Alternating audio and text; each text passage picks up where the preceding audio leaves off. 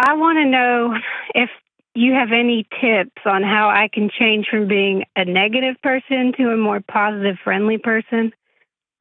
Well, I work with Kelly Daniels, so I've got a lot of insight on this one. I feel like I tend to be a realist, but I'm also kind of riddled with anxiety. I get nervous a lot, and I have trouble kind of staying present in the moment. Like, feels like no matter what I'm doing, I don't feel like I get excited a whole lot anymore, and I kind of struggle to express the positive things, and I feel like I just express the negative to my friends. Like, I'm trying to be conversational, and then I realize, oh, that sounded really negative. Yeah. And I think it just comes out all the time. I feel like I've been stuck in a pattern of negativity for a pretty long time. Yeah. That's a heavy air to breathe, isn't it? It's exhausting to be awake, isn't it? Yeah. Have you found it begin to spiral on you? Where you found yourself, man, I'm more negative. And then all of a sudden you look up and 2 years later, it's all the time. Every breath, every thought, everything. Yeah. Yeah, I think that's where I'm at. What is your, and you may not know off the top of your head, but what is your body trying to protect you from? I like to start from a place of our bodies are usually right. And in your situation, bodies are often trying to protect us from unsafe economic situations. You owe a bunch of money, or unsafe work situations. You're being asked to do things that are unethical. Your job may go away at any time. Or unsafe or lonely relationship issues. Like you don't have any ride or dies. Your body's identified that you don't have any friends. Yeah, I feel like, I don't know. I feel like maybe just mean people in general. I feel like maybe I've lost faith in humanity, and I feel like everybody could be judging me at any moment for anything. They could, but why would it matter? I don't know why it matters. And I feel like... Tell me about your mom and dad. I was growing up. It was good. I had a good childhood. They divorced once all the kids moved out. Okay. Which tells me there was stuff going on throughout the whole marriage. Yeah, for sure. I mean, I remember in childhood kind of telling my friends I wish they would just get divorced because they did argue a good bit. Yeah. How did you get your parents' attention?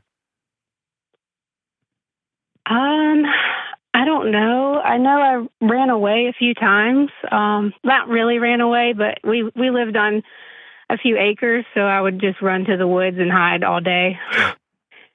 I don't know. Did you make straight A's growing pretty up? Loud. No. Okay. I was on the AB honor roll. I did work really, really hard at school. Okay. I think school was harder for me than I ever really realized. Mm-hmm. And I was just working like really hard to get good grades. Why did you need to get good grades so badly? I mean, for sure, we reviewed the report card. It definitely felt like it was expected, and I kind of put a competition on me and my siblings. Like, I was always proud that I was the only one who never got an F in college. Okay. I feel like I make everything a competition, really. Well, if coming out on top is the way you survived as a kid, is the way you got distance between you and the next person that was going to get yelled at or ignored or shunned or screamed at or hit, that's a good place to be. Yeah. And yeah, that makes sense. Coming out on top is definitely feels like a goal. That's right. Coming out on top can be a trauma response too. And if you have a house with two dysregulated adults screaming at each other, ignoring each other, you can feel the tension in the house all the time so bad that you can go run and sit in the woods.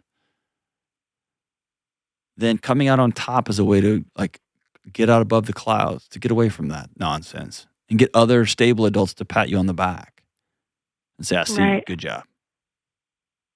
For sure. But the things that were supposed to keep you the most safe in the whole world, your mom and your dad, they didn't. They were too busy with themselves, going to war. Mm-hmm. And so you have two competing stories, reality and this other story My childhood was great, which is exactly how you started the call. Right. It was heavy. But also, you've been a people pleaser. You've been you've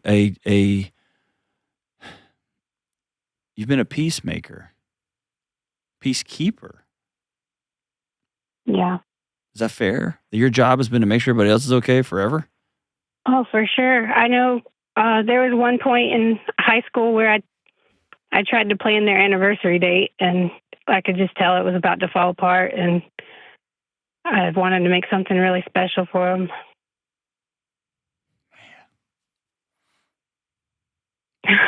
Ashley, you know they didn't get divorced because of you, right? Yeah. And you know there's not a damn thing you could have done to keep them together, right? Yeah.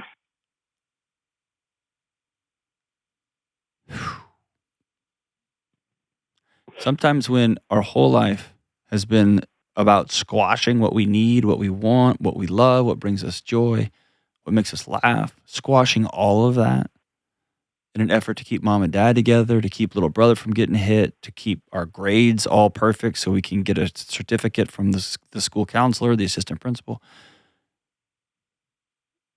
Your body just begins to get rageful because all that crap is trapped in there. You get angry. Yeah. Yeah. And everything has a cynical twist. Everything has a, oh yeah, there's another side to that story. Because you lived the other side of the story. Everybody in your neighborhood thought your family was great. Fair? Yeah. So I say this a lot on the show, and I'll unpack it a little bit for you. The things that kept you safe as a kid will destroy your adult relationships. It'll make being alive as an adult miserable. The things that kept you safe as a kid was making sure everybody else is okay, to the detriment of your own sanity. The things that kept you safe as a kid was constantly always being on guard to emotionally regulate the two adults in your life.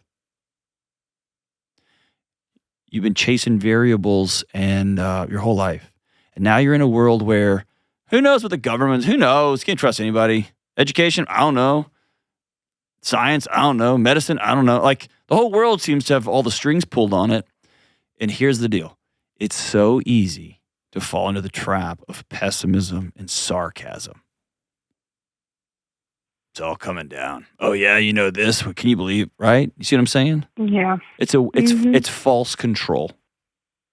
It feels like you're grabbing hold of all the potential bad things. Brene Brown calls it dress rehearsing tragedy. You are pre-thinking all the negative stuff. You're telling everybody. That's how you're trying to bond with the worst things that could possibly happen. And then your body realizes that you're pushing everybody away. They don't want to be around that. You don't want to be around that, right? Yeah. Are you married? I am. How's your marriage? Not great. Tell me about it. Well, he has a 9 on the ACEs test, or whatever you guys call that. And I mean, I have a 1. You know, my parents argued, but there's no violence or anything. I think I have a 1. I might have a 0. So we come from different worlds. Hey, Ashley, I can promise you based on what you've told me, you have more than a 1. For whatever it's worth, the ACEs score is not a competition either.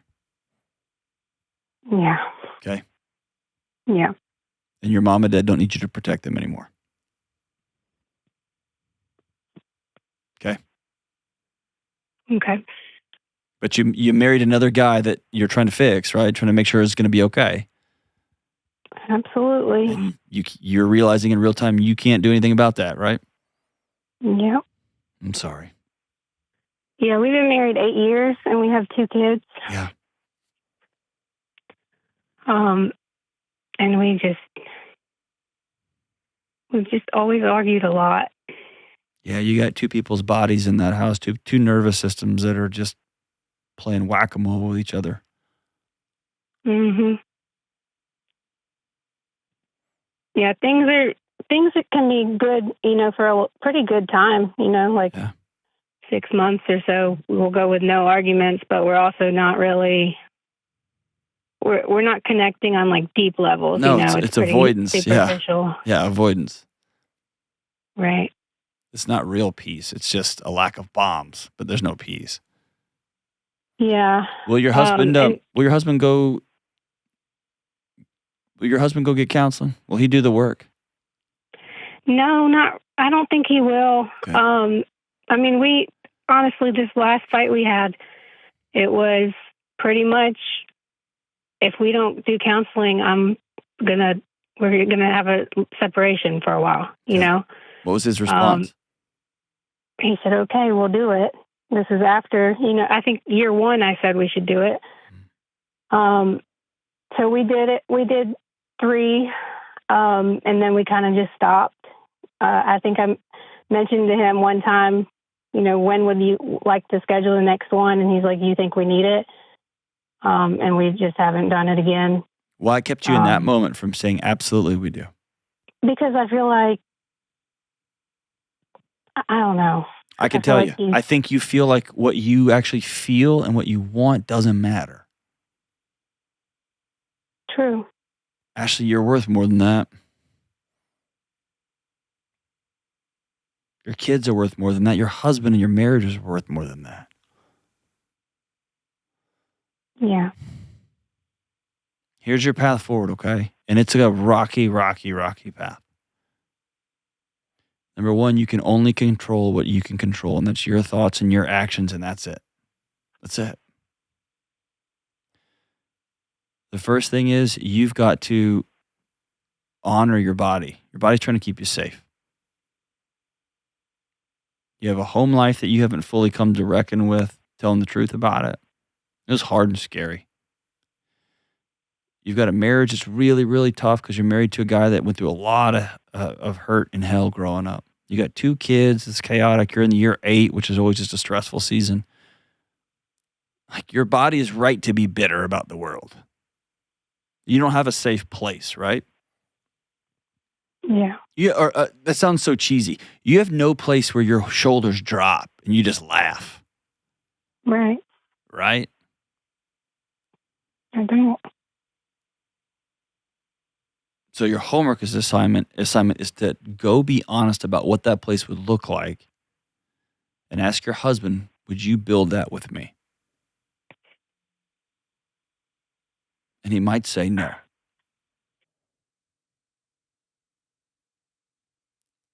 Yeah, I think one of the biggest problems with me trying to come up to him with something is not that he'll say no. He'll say, well, really, he'll just laugh at me and say, really? And, make it seem like it's something stupid first.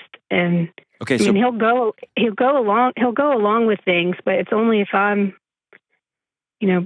pushing it and going, if I'm pushing it past, the way he's making me feel about it, So do you want to not have it, or do you want to have it and you carry the lion's share of the weight for the first bit?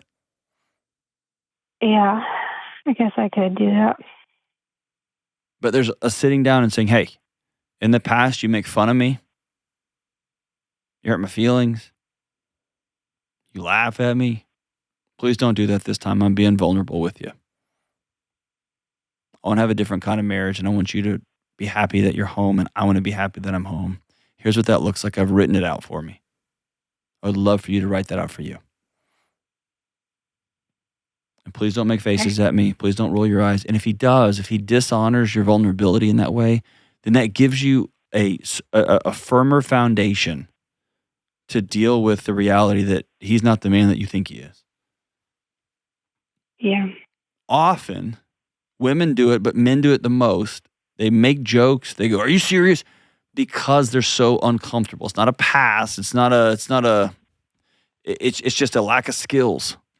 And so they laugh. They roll their eyes. Like, I'm doing that.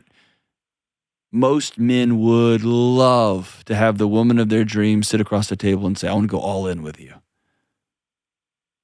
But men are so utilitarian and competency-based. They don't know what that means, how to do that. And so the only way they can protect themselves is by rolling their eyes and laughing. And so is this a cop-out? No. Is this a way it should be? No. Is this reality? Yes. Sometimes it takes somebody, an interested member of this marriage team, to say, here's what I want this thing to look like. I want to go all in. Here's the roadmap to my heart. I would really appreciate it if you'd give me a roadmap to yours. And I think you need to sit down and be honest about writing a letter to your mom and dad. Don't ever send it, but be honest about what you experienced. I want you to write a letter to 9-year-old you who's running and hiding in the woods because of all the screaming. And I want you to write a letter to 5 years from now you. You're just running the same script you ran as a kid, and it'll keep you distant from hurt, but it's going to always avoid connection. And I want that for you. And he's going to have to make some choices to change his life too.